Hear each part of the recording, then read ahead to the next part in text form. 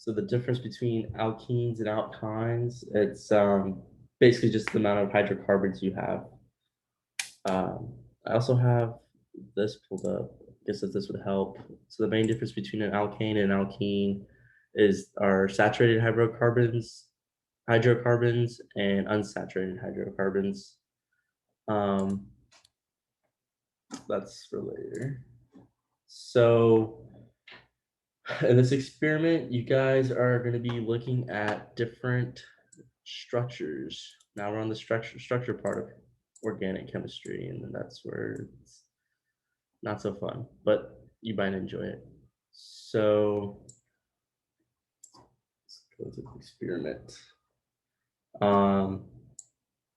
Does everybody understand the difference between saturated and unsaturated? So the difference between saturated and unsaturated is like the number of bonds you guys have. So anything that's got like a double bond, triple bond, or just like it's all connected into like a big circle. So, well, a cyclo, proper term, it's gonna be unsaturated. In this lab, you guys are gonna be looking for color change. Color change is gonna be both on the quiz and I believe on the post lab as well. So like, if y'all can read this up here, it says that like PBP is orange brown. The solution becomes colorless when it reacts with alkenes or alkynes. You guys can be running a bunch of tests. So like the safety hazards, like if y'all were to be in the laboratory doing this, like the stuff burns your skin. I once got it like on my wrist, and I got bromine perbromide. So like in swimming pools, you have bromine and chlorine, and that kind of like balances out. But when there's too much bromine in the pool, you guys are gonna break out into like hives and stuff, and they're just really itchy and they look really gross. But bromide perbromide is like really strong, so that's gonna itch even more. But like you can just put some like antibiotics on it and it'll go away. But don't try to just do this just to explore because it's really not worth it. For the, yeah, here's more color changing. I really hope y'all looked at the lab manual because studying the lab manual will be really good for the quiz.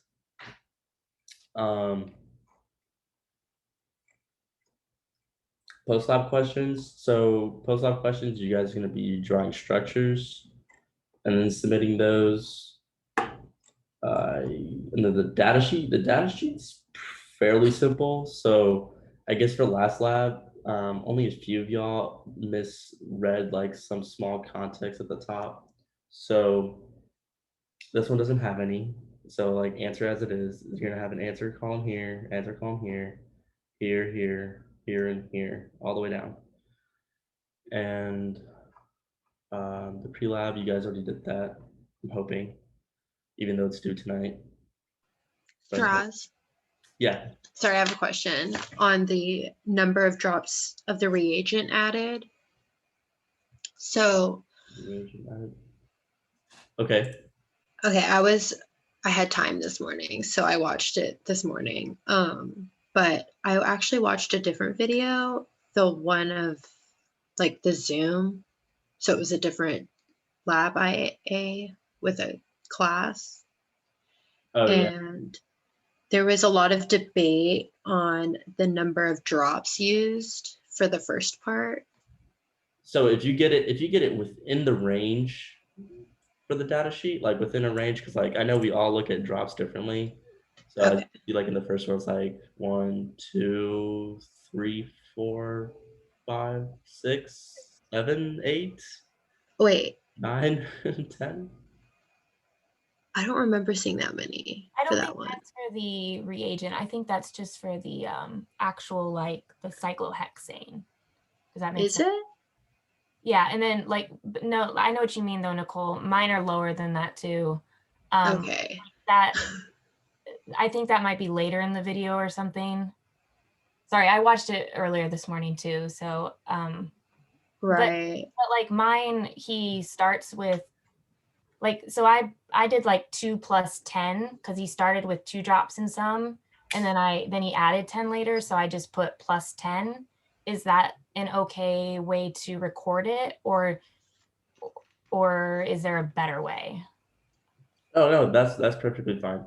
Okay. And I Yeah. kind of did it more based on what he was supposed to put in. So if he like was off by a drop or 2, I just still kept it as 2.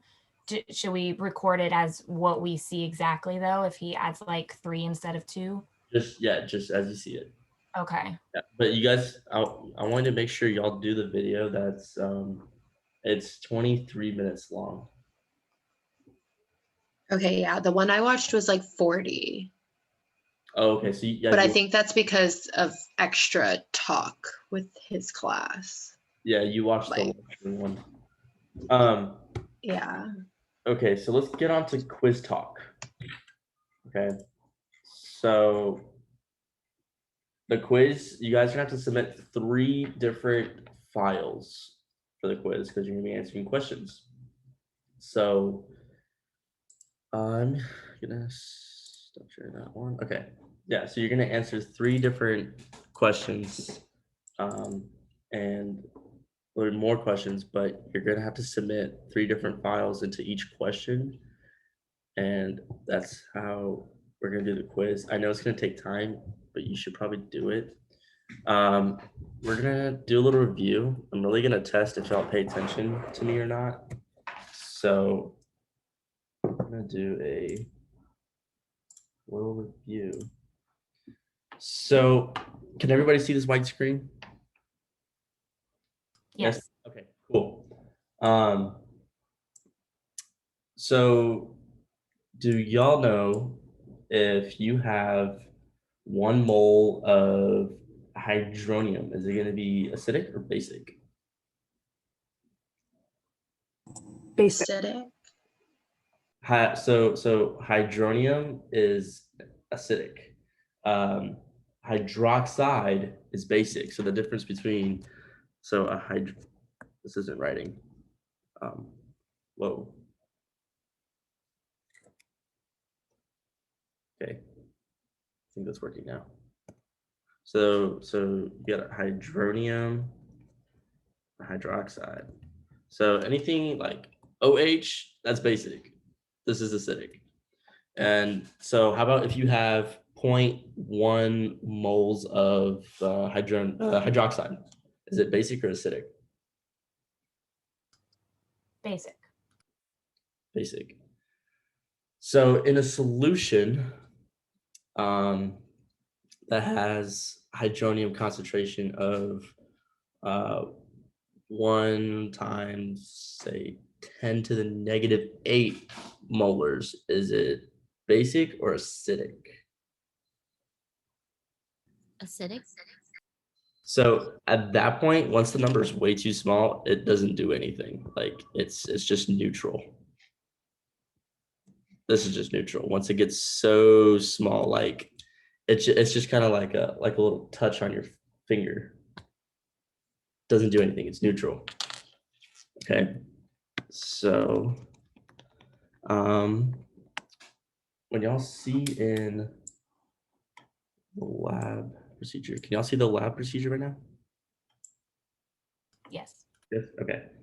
So with the lab procedure, we're gonna go over what an alkene looks like, what an alkane looks like, and what an aromatic structure looks like.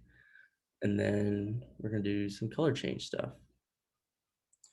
So an alkene is gonna look something like this.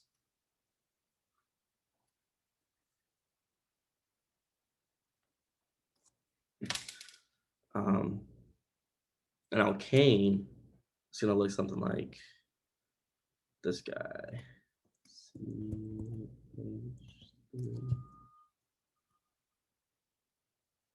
Okay, that's not supposed to be bent. So in chemistry, it really matters. Like if you draw a structure that's bent weird, it's because it all messes with the chiral positioning, and like it's like a different compound at that point. If you draw something that's, say, like this versus like something that's like this, those are like two different things. Same like elements, but like the way they react is different. But you guys don't need to know that because this isn't that kind of chemistry. So an aromatic is gonna be like this guy.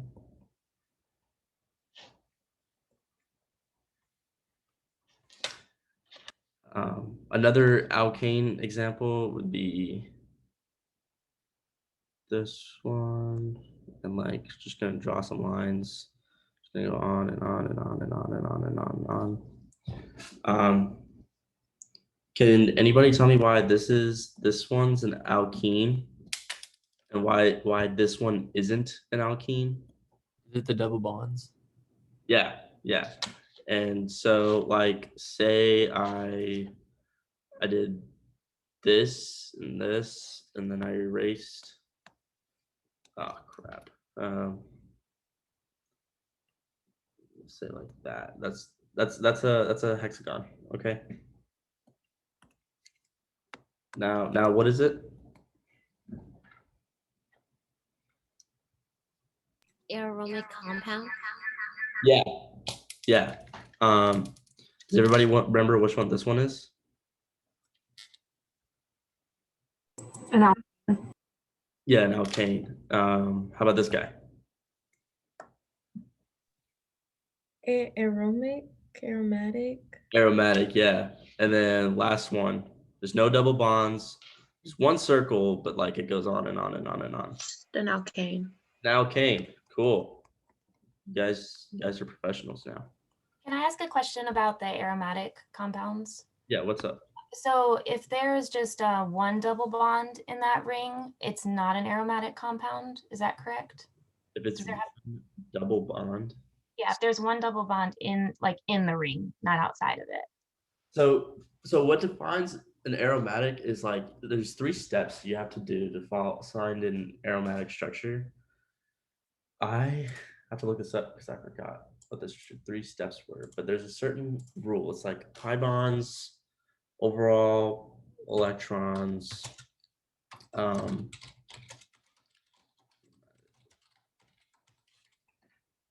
So okay, so it's gonna be the geometric shit. That's wrong.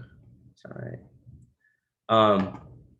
So like this guy's gonna be, I believe the proper term is non-aromatic. So you got aromatic, you have non-aromatic, and then you have there's another kind. And they all look really similar in shape when you're coming to test, but I think y'all's like lecture exam on this is gonna come like later on. So you're gonna learn about it later. But you know, with the overall charge and stuff, this guy's aromatic. Cool. Cool. Now color change. So I'm gonna pull the lab procedure up again.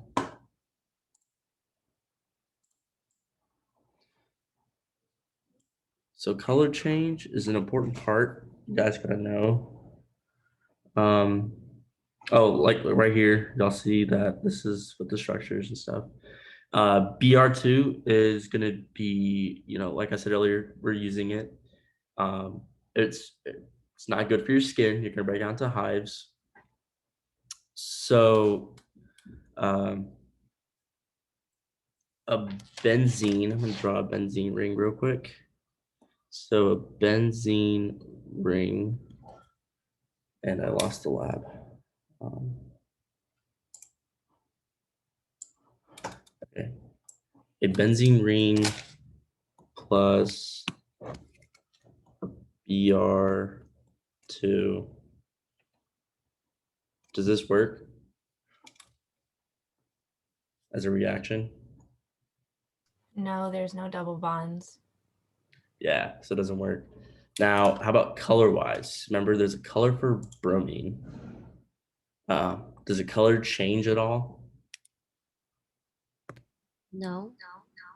No. So what color would it remain? Like an orange brownish color. Yeah, yellow orange. Yeah. Now, how about with ethanol and bromine?